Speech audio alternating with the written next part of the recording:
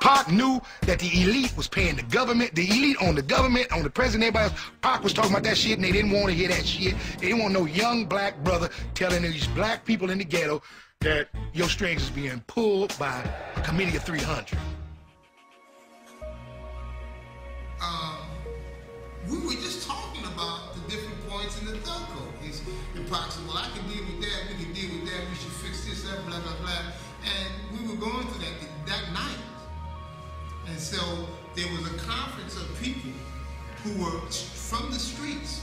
I'm not talking about Joe Schmo people. I'm talking about people in the life who were coming together to see if they could agree with this thug code. And Pac came to this meeting to pull that agreement together. And the next day, they have him set up on this rape job. So for everybody, they don't know none of it. Part of his case was that there were tapes on the telephone of what he was trying to do in the hotel. And the cops got the tapes. And Michael Wan was trying to use the tapes as evidence or something. So they said they didn't know where the tapes were. Because if you got the tapes, you would have heard me and him talking about just those things. So there would have been one contradiction to that type of behavior.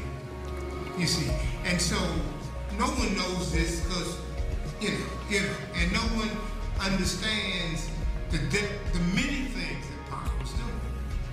And so the thug code, the street code, these are the principles that was in the thug code. And this is what Pac and some of the OGs and young G gangsters in various parts of the country, the Bloods, the Crips, the people off of the streets of Queens and Brooklyn, they were all in Manhattan. They came together and sat down and was trying to create that, and Pac was a motivator for that. And that's why they had to charge him. And that's one of the reasons why they had to lock him up. And so when he went to prison, they did not want him to come back out and be moving in that direction. Damn, son. Niggas stay doing it to us, son. Gone, son. Niggas think it's a coincidence. Niggas be stopping us before we even get started. It's under attack, baby. We gon' ride though. Watching, son. Some say the government will watch me, but they can't stop me. I'm dropping evil with the people as my posse. Some say the government will watch me, but they can't stop me. I'm dropping evil with the people as my posse. See the lion in my eyes when I'm coming for the get back. Big Mac, hot gun fire, hot tires, they burning. They got us all dying and burning. They lying to destroy our earth. Which is, you know, the stuff to put me in jail. It's nothing that's been true. I just want print the facts so everybody can sort it out. My life is ruined because nobody has a chance to get the facts. And the fact is that there was no semen found. No semen found, no forcible entry, no entry into the anal, no nothing, none of that, you know. And no fingerprints on the gun. No fingerprints on the gun. Maintaining your innocence. I'm maintaining my innocence because I'm loud. I didn't shut up. But I didn't think they was going to take it this serious. Me keep talking out, I didn't think it was going to be a matter of life and death. Good guys get torn down by COINTELPRO, and that's what they did to Gary Webb, and he wouldn't shut up, so they killed him. And also for the people out there, we need to start supporting not every black person that go to jail or get into trouble, but the ones that you know didn't do it. Exactly. You know what I mean? I feel like people know I didn't do this. They say it right now. They still say Tupac score rape charge. I'm not convicted of no rape charge. I want to make that real clear. My charge was sexual abuse, forcibly touching the buttocks. That's what they charged me. I'm innocent of that, but that's what I'm in jail for. You understand? And we just got to be smarter and sharper, or they're going to start taking away each and every person that steps forward to do anything positive for the community. So that's why you be wondering why everybody want to live a negative lifestyle. It's safer. And the community don't support us when we do step out and take bullets for y'all. Bottom line is Tupac died for you, and you, and you, and you, and you. He died for us. I got a community project that's in the works right now. I just met with Al Sharpton, Malika Shabazz, Malcolm X's daughter, a whole bunch of teachers and educators and community workers. And we're just gonna start slowly but surely taking our communities back. So it's not like I'm just jaw-jacking. Doing lip service. I don't care if nobody ever support me no more. I'm doing this for self. Now, if we do want to live a thug life and a gangster life and all of that, okay. So stop being cowards and let's have a revolution. But we don't want to do that. Dudes just want to live a character. They want to be cartoons. But if they really wanted to do something that was that tough, all right, let's start our own country. Let's start a revolution. Let's get out of here. Let's do something. When you come up to me and I'm not giving you the kind of reaction that you think I should be giving you, it's not because I'm ungrateful. It's because I'm nervous, I'm paranoid. I just got out of jail, I've been shot, I've been cheated and lied and framed. I saw that Tupac was shot in a recording studio lobby, and the Washington Post had another strange twist. The same cops that arrived at that scene were the first to arrive at his sexual assault scene a year earlier. And so I called up his lawyer, Michael Treef Warren, an excellent human rights lawyer in New York, and that was Tupac's trial lawyer, and he said, and I said, do you think the FBI is targeting him, or the cops and FBI are targeting him like they targeted his Black Panther parents? And he said, yes, and no one's writing about it. I'm just going to review them anyway.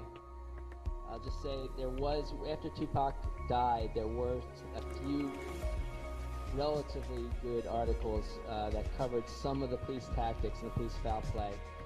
One of them was by an editor of the New Yorker named Connie Bruck. She pointed out that at the sexual assault trial, you might remember in New York, she pointed out that there was the prosecutors treated Tupac much differently than the person that set up that whole situation, which was a guy named Haitian Jacques Agnant. You may have heard of Tupac's song where he talks about Haitian Jack. Knew he was working for the feds, he said, meaning the FBI. Listen while I take you back and lace this rap, a real live tale about a snitch named Haitian Jack. Knew he was working for the feds, same crime, different trials, nigga, picture what he said. And did I mention, promise to pay back Jimmy Henchman in due time. I know you bitch niggas is listening, the world is mine. Set me up, wet me up, niggas stuck me up, heard the guns bust, but you chicks never shut me up. Michael Warren said that he finally got this Jacques Agnant's rap sheet and a huge list of charges, all dismissed up and down the East Coast. And he said that's a sure sign of a police intelligence agent. And so she's pointing out the unusual aspect of them treating Jacques Agnant differently than Tupac. So this guy with tons of money, Haitian Jack, is supposed to be a music promoter, enters his life, loads him with clothes and jewelry, and ends up introducing him to a woman in a dance club who gives him a blowjob on the dance floor. You know, admittedly to witnesses and all said they saw him. She admitted in court kissing his penis on the dance floor. They have consensual sex that night, and then several nights later, she charges Tupac and Haitian Jack, Jacques Agnant, with forced sodomy, and a number of other charges were brought, against Tupac.